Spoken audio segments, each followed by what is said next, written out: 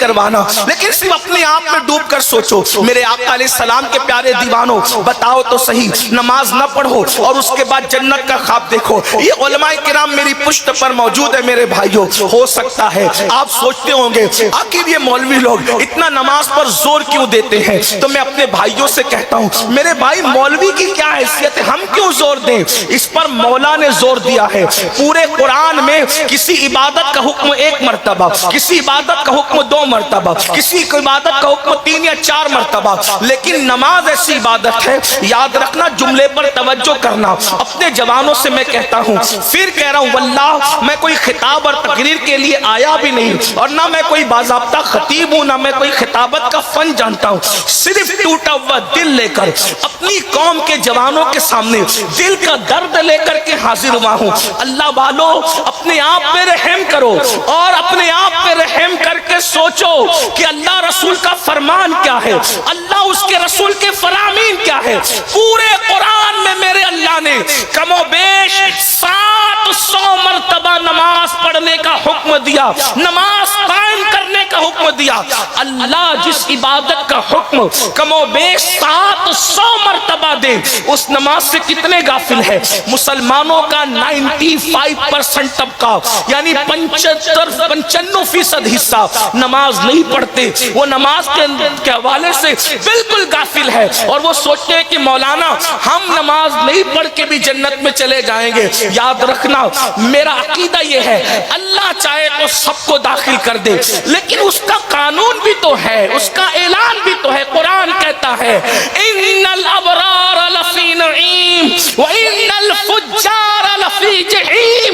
قرآن کی ان آیتوں کا کیا کرو گے؟ قرآن کہتا ہے نیکوں کے لیے جنت ہے، اور فساق اور فجار یعنی پاپی، اللہ کے نافرمانوں کے لیے جہنم ہے۔ تو عرض یہ کر رہا تھا، کوئی نماز چھوڑ رہا ہے، کوئی شراب پی رہا ہے، کوئی زنا کر رہا ہے، کوئی عورتوں پر پاپ کی نظر ڈال رہا ہے، کوئی سود کے حرام دھندے کر رہا ہے، کوئی بیوی پہ ظلم کر رہا ہے، کوئی بچیوں کو ماں کے پیٹ میں کاٹ کر کے کٹر کے اندر بہا رہا ہے، بیٹیوں کو پیدا ہونے نہیں دیا جا رہا ہے، اور جو بیٹیاں پیدا ہوتی ہے ان پہ ظلم کیا جاتا ہے۔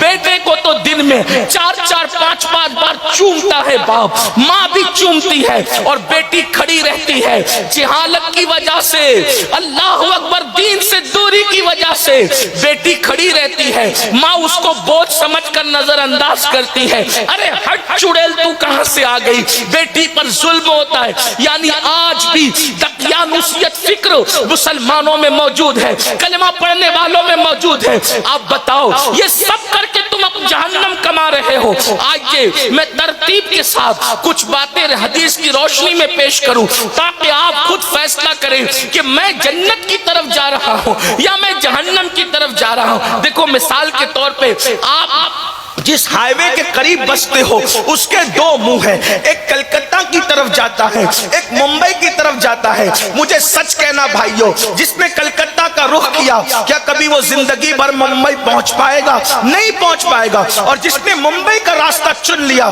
کیا وہ زندگی بھر کبھی کلکتہ پہنچ پائے گا؟ دونوں راستے مخالف ہیں، بلا تمثیل۔ جنت کا راستہ بھی الگ ہے، جہنم کا راستہ بھی الگ ہے۔ راستہ اختیار کرو گے جہنم کا تو جنت میں کبھی نہیں پہنچ سکتے۔ اللہ اکبر، اس لیے راہ چل رہے ہو جہنم کی، اور اس کے بعد تصور کرتے ہو کہ جنت میں پہنچ جائیں گے۔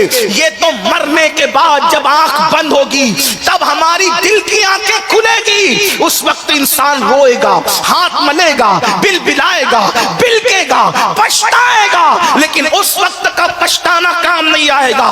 راتوں کی تنہائیوں میں گناہوں کے آشیانے تعمیر کرنے والوں، نرم نرم گدوں پہ لیٹ کر کے گناہوں کی فلمیں دیکھنے والوں، زنا کی فلمیں دیکھنے والوں، کانوں میں ایئر فون لگا کر کے پاپی گانے سننے والوں، دل کے کانوں سے سن لو، آج سے 1450 سال پہلے میرے اور تمہارے نبی نے فرمایا کہ جو اپنے کانوں سے گانوں کو سنے گا، گانے آج بہت زیادہ ترقی پر ہیں اور گانے آج بہت زیادہ شور شرابے پر ہیں، لیکن میرے غیب داں نبی نے، اللہ کے سچے نبی نے، خاتم النبی جن نے 1450 سال پہلے फरमाया था जो अपने कानों से गानों की आवाज को सुनेगा क़यामत के दिन उसके कानों में जहन्नम की आग का शीशा पिघला करके उसके कानों में दाखिल किया जाएगा।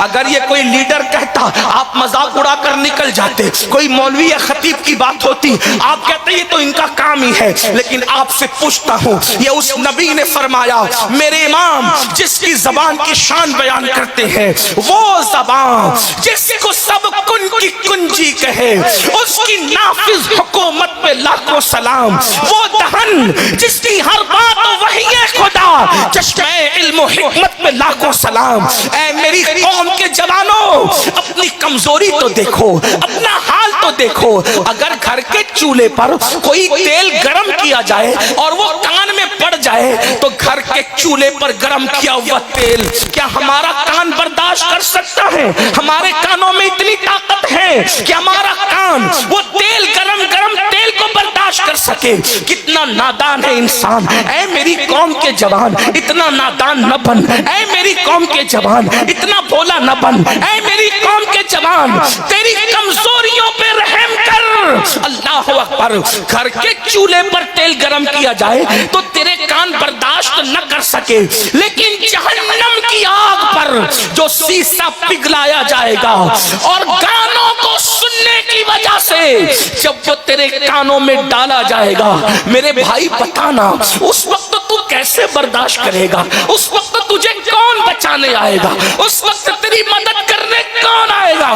कुरान कहता है इन्ना अज़ाब रब्बिका लवाक़ि मा लहू मिन दाफ़िअ। जब तेरे रब का अज़ाब वाक़े होगा, बेशक तेरे रब का अज़ाब वाक़े होगा, और जब अल्लाह अज़ाब देगा तो अल्लाह के अज़ाब से तुझे कोई नहीं बचा सकता।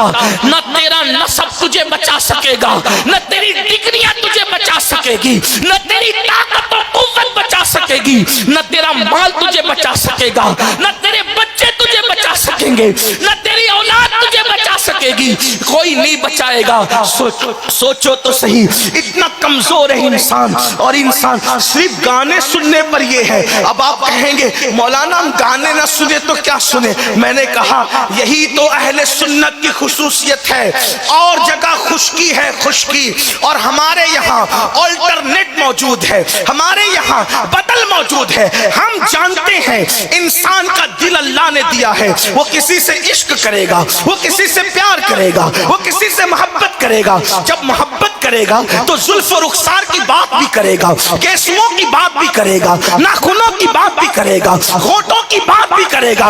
इसीलिए सहाबा के किराम से लेकर आज तक हर दौर में हमारे यहाँ नात का तसव्वुर मौजूद है कि मुसलमानों गाने न गाना, गाने न सुनना, किसी लड़की के जुल्फ और रुखसार के गंदे तस्करे की बजाय उसकी जुल्फों का जिक्र करो और सुनो, जिसकी जुल्फों को कुरान वल्लैल कहता है, जिसके चेहरे को कुरान वद्दुहा कहता है, जिसके दांतों को कुरान वन्नज्म कहता है, जिसके चलने को कुरान ला उक़्सिमु बिहाज़ल बलद कहता है, जिसके गुस्से को कुरान कहता है अल्लाहु अकबर वमा रमैता इज़ रमैता वलाकिन्नल्लाह रमा।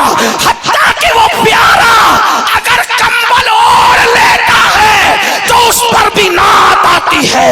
या अय्युहल मुद्दस्सिर, ऐ कंबल ओढ़ने वाले, आप मुझे बताएं ना, अगर तुम्हें किसी के नाखून से प्यार है तो आओ मेरे नबी के नाखूनों का जिक्र करें। बल्कि आपको बताऊं, मेरे इमाम ने 14वीं सदी में हम पर इतना एहसान किया है, ऐसी नातें लिखी, पढ़ते जाओ, नबी का तसव्वुर करते जाओ, इश्क में आगे बढ़ते जाओ। अगर कोई हमसे पूछे नबी का सरापा कैसा था, नबी का सरापा कैसा था, हम बिला झिझक हदाए के बख्शिश खोल के कह सकते हैं, सर ताब कदम है, तने सुल्ताने ज़मन फूल, लब फूल, दहन फूल, सकन फूल, बदन फूल।